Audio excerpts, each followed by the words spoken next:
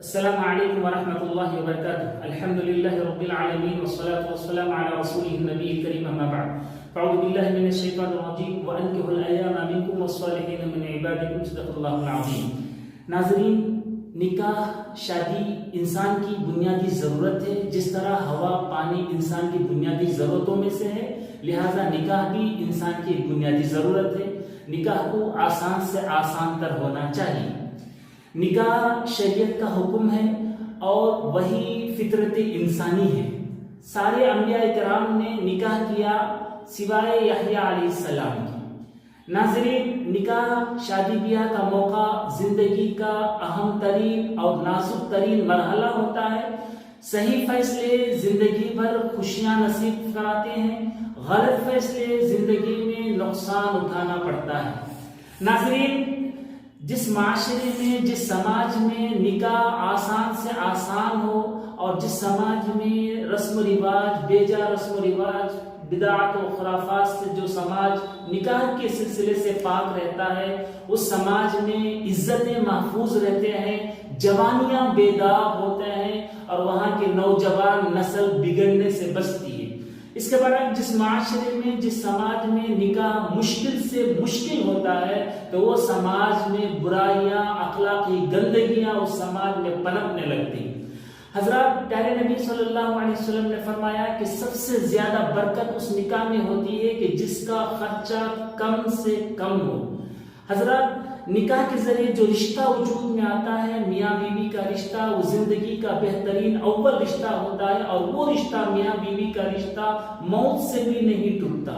والذین آمنوا واتبعتهم ذریتهم بإیمان الحقنا بهم ذریتهم وما ألتناهم۔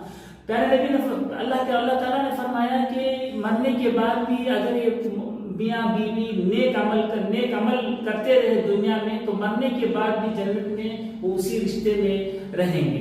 حضرت ابو ہریرہ رضی اللہ عنہ سے روایت ہے کہ پیارے نبی صلی اللہ علیہ وسلم نے فرمایا کہ عام طور پر کسی عورت سے نکاح کا پیغام نکاح کرتے وقت انسان جو ہے نکاح کے بارے میں 4 چیزوں کو سامنے رکھتا ہے۔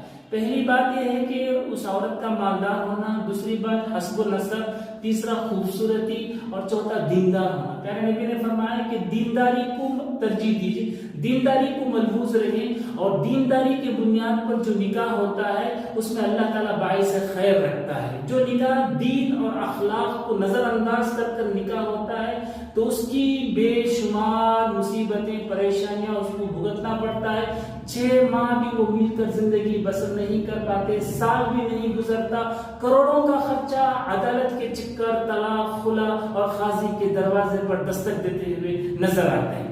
حضرات، ہمارے مسلم سماج کا ایک کینسر ہے، وہ جہیز ہے، ایک اخلاقی برائی ہے، ایک سماجی برائی ہے۔ حضرات، مختلف لوگ دعوے تو کرتے ہیں کہ شادی بیاہ اسلام اور شریعت کے مطابق ہو، لیکن جہیز کی ایک لعنت میں کہیں نہ کہیں وہ لگے ہوئے پھنسے ہوئے ضرور نظر آتے ہیں۔ سال میں ہماری مسلم سماج کی ہزاروں لاکھوں بچیاں اس کی بھین چڑھتے ہیں۔ حضرات، ہمارے سماج میں داماد کو خریدنا پڑتا ہے۔ ماں باپ کو بچی کی شادی کی فکر اس بچی کی بچپن سے ہی کھائی ہوئی ہوتی ہے، لہذا جب وہ شادی کی عمر میں آتی ہے، جب وہ شادی کرنے کے لیے آتا ہے تو بے جا سود قرض میں مبتلا ہوتا اور شکار ہوتا نظر آتا ہے۔ حضرات، ہماری بچیوں کی زندگی کو اس کینسر نے جہنم بنا کر رکھ دیا ہے اور اس جہیز نے ہماری بچیوں کی زندگی کو برباد کر رکھ دیا ہے۔ میر تقی میر ایک بہت بڑے شاعر تھے۔ جب وہ اپنی بیٹی کو پالا پوسا اور انہوں نے اپنی بیٹی کی شادی بڑے ہی خواہشوں کے ساتھ، امنگوں کے ساتھ، جو بھی ڈیمانڈ تھا لڑکے والوں کا اس کو پورا کرتے ہوئے پورا جہیز دے کر اس بیٹی کے جو ہے گھر سے رخصت کیا، شادی کیا۔ لڑکیاں عام طور پر ماں باپ کے تئیں جو ہمدردی، جو خلوص، جو محبت دل میں بسائے رکھتے ہیں، بنسبت لڑکوں کے لڑکیاں ماں باپ کے تئیں بہت ہی حساس ہوتے ہیں اور لڑکیاں ماں باپ کی جو محبت، خلوص، ہمدردی اپنے دل میں سجائے رکھتے ہیں۔ لہذا کسی نے میر تقی میر کی بیٹی سے کہا کہ تیرے باپ نے تیرا گھر بسانے کے لیے اپنے گھر کو اجاڑ دیا، تو بیٹی کی وہ شخص کی جو گفتگو تھی بیٹی کے دل پر بہت ہی اثر کر رہی اور وہ اسی صدمے میں سوچتی سوچتی اللہ کو پیاری ہو گئی، گویا اس کا انتقال ہو گیا۔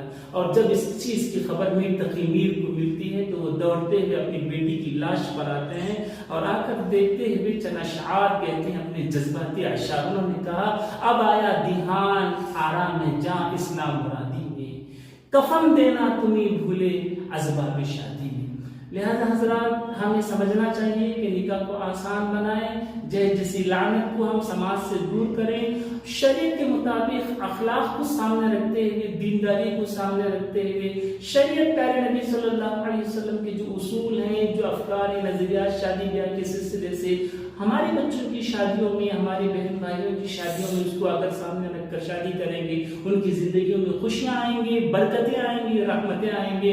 ورنہ اگر شریعت کو چھوڑ کر ہم دینداری، مئی پنا اور فخر، گھمنڈ، تکبر، ایک دوسرے سے تجاوز کرنے کے جذبے سے اگر ہم فضول خرچی میں مبتلا رہیں گے، پیارے نبی کی اسلام کی تعلیمات کو پیچھے ڈال کر اگر ہم ہماری شادیاں اپنی منمانی، اپنی عیاشی، اپنی خواہشات نفس کو پورا کرنے کے لیے، اپنی بچیوں کی خوشیوں کو پورا کرنے کے لیے، پیارے نبی کی خوشی، پیارے نبی کی جو احساسات تھے، پیارے نبی نے جو تعلیمات دی، اس کو اگر ہم ڈال کر شادی کریں گے تو دنیا میں بھی وہ سزا بھگتنا پڑے گا اور آخرت میں بھی اس کو سزا ہم کو بھگتنا پڑے گا۔ اللہ سے دعا ہے اللہ تعالیٰ ہمیں یہ فرض کرے۔ السلام علیکم۔